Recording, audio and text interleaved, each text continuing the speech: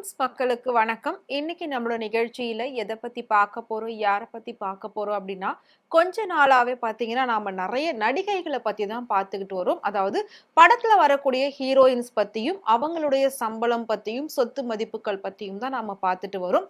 அந்த வகையில இன்னைக்கு நாம பார்க்க போறது ரொம்பவே யங் ஏஜ்ல அதாவது சினிமானா என்ன? ஹீரோயின்னா என்ன?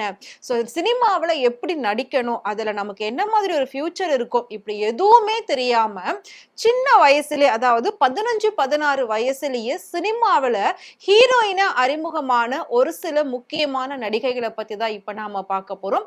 ஸோ எல்லாருமே பார்த்தீங்கன்னா, ரொம்ப யங் ஏஜ்ல தான் அறிமுகம் ஆயிருப்பாங்க. அதாவது 80ஸ வச்சு பார்க்கிறப்போ, அப்ப வந்து எல்லாருமே 18, 19, 20 வயசுல தான் ஹீரோயினா வந்திருப்பாங்க. ஆனா அவங்கள பார்க்கிறப்போ அவங்களோட தோற்றமானது ஒரு 30, 35 வயசு லேடீஸ் எப்படி இருப்பாங்களோ அந்த மாதிரி தான் இருப்பாங்க. ஆனாலும் அவங்கெல்லாம் வந்து ஹீரோயினா இன்னைக்கு வரைக்கும் தன்னை ப்ரூவ் பண்ணிட்டு தான் இருக்காங்க. ஸோ அப்படி வலம் வந்தவங்க தான் நடிகை ராதிகா, நிரோஷா, அம்பிகா, ராதா, ரேவதி இந்த மாதிரி எல்லாருமே பார்த்தீங்கன்னா அப்போ இருந்து வந்தவங்க தான். ஸோ அவங்க ரொம்ப யங் ஏஜ்ல ஹீரோயினா அறிமுகம் ஆயிருந்தாலும் அவங்களோட தோற்றம் அப்படிங்கிறது ரொம்ப மெச்சூர்டா தான் இருக்கும்.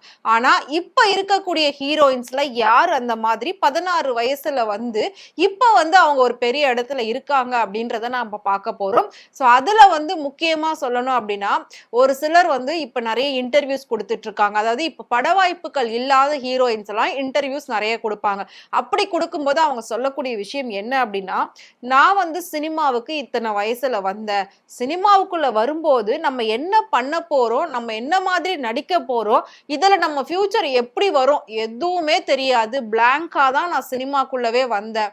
வந்ததுக்கு அப்புறமா தான் எனக்கு இந்த மாதிரி விஷயம்லாம் அமைஞ்சது. ஸோ ஒவ்வொருத்தரும் ஒவ்வொரு வகையில எனக்கு வந்து ஹெல்ப்ஃபுல்லா இருந்தாங்க அப்படின்லாம் வந்து நிறைய ஹீரோயின்ஸ் பேசுறது நாம பார்த்திருப்போம், கேட்டிருப்போம். அந்த வகையில பாத்தீங்கன்னா ஜெனிலியா ஃபர்ஸ்டா நம்ம சொல்லணும் அப்படின்னா பாய்ஸ் படத்துல ஜெனிலியா அறிமுகமானாங்க.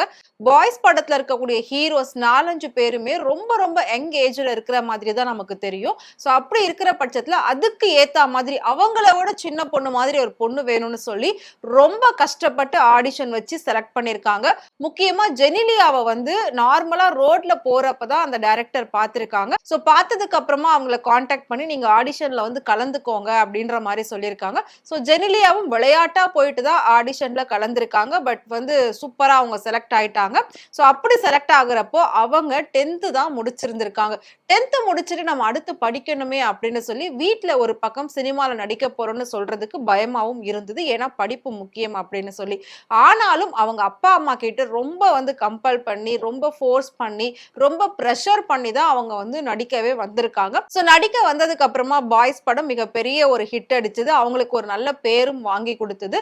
ஸோ அவங்க வீட்டுல ஓகே ஒரு படம் பண்ணியாச்சு, அதுல நல்ல பேர் வந்துருச்சு, இதோட உங்களோட படிப்பை வந்து நீங்க கண்டினியூ பண்ணலாம் அப்படின்னு தான் சொல்லியிருக்காங்க. ஆனா ஜெனிலியா என்ன சொல்லியிருக்காங்க அப்படின்னா, தொடர்ந்து எனக்கு அடுத்தடுத்த வாய்ப்புகள் வருது, நான் அதெல்லாம் வந்து கண்டிப்பா பண்ண போறேன் அப்படின்னு சொல்லி ஃபுல் அண்ட் ஃபுல் இந்த ஃபீல்டுக்குள்ள ஒரு படத்தோட எக்ஸ்பீரியன்ஸ் கிடைச்சதுக்கு அப்புறமா தான் ஃபுல்ஃபில்லா வந்திருக்காங்க. இப்போ ஜெனிலியா பாலிவுட்ல வந்து ஒரு பெரிய ஆக்டரை கல்யாணம் பண்ணிக்கிட்டு குழந்தை குட்டி அப்படின்னு சொல்லி லைஃப்ல சூப்பரா செட்டில் ஆயிட்டாங்க.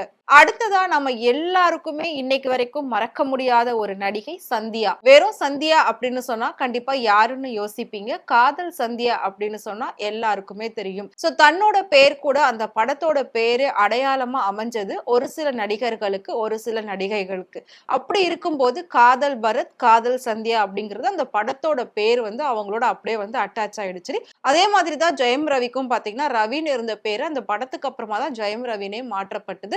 ஸோ அந்த அளவுக்கு படம் வந்து மிகப்பெரிய ஒரு ஹிட் அடிச்சு அப்படியே அவங்க பேரோட ஒட்டிக்கும்.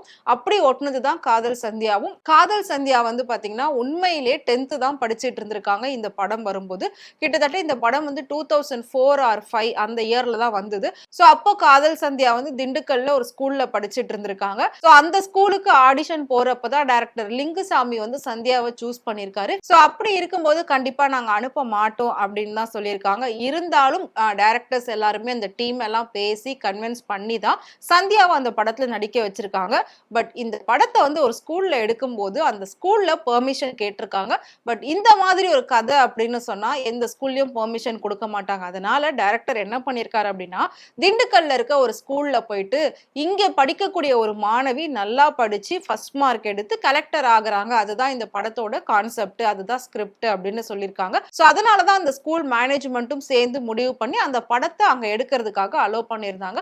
ஆனா ஒன்ஸ் படம் முடிஞ்சு வெளியில வரும்போதுதான் தெரிஞ்சது இந்த படத்துல வந்து காதலிச்சு கல்யாணம் பண்ணி அந்த பொண்ணு ஓடி போறா, அதுக்கப்புறம் அவரோட லைஃப் இப்படி மாறுது அப்படின்னு சொல்லி. ஸோ அதனால அந்த ஸ்கூலோட பேர் வந்து டேமேஜ் ஆகக்கூடாது அப்படின்றதுக்காக ஸ்கூல் நேம் அண்ட் அந்த செவுரு இது எல்லாத்தையும் இடிச்சு திரும்பவும் புதுசா ரெனோவேட் பண்ணி இது வேற ஸ்கூல் அப்படின்ற மாதிரியே ஃபுல்லா காட்டியிருக்காங்க.